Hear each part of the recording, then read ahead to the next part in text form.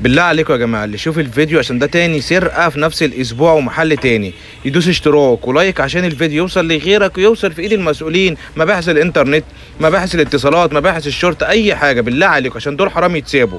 دوس اشتراك ولايك تمام عشان الفيديو يوصل لغيرك. تعالى يلا اتفرج على الحادثه يا غالي. مساء الخير عليكم يا جماعه. ادي العيال اللي دخلت على المحل عندي وسرقوا من اخويا الصغير التليفون وسرقوا حاجات من المحل.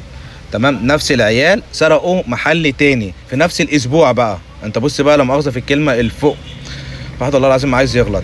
فبص بقى الدماغ يعني مش قادر يستنى لحد لما الشهر يخلص، لا هو عاوز يقفل الشهر فاهم بثلاث اربع محلات. ما يلا شايف حاجه كده كده اللي بيتسرق فاهمني، ولا بيبلغ ولا بيعمل ولا بيسوي. نفس العيال ونفس المكنه اهو. الواد اللي هو شبه فرده الكاوتش. تمام. طبعا دي مكتبه. الراجل ده بعت لي الفيديو ان داخل كلمنا قال لي يا غالي انت عملت ايه في السرقه بتاعتك، وصلت للعيال؟ قلت له لا والله العظيم لسه.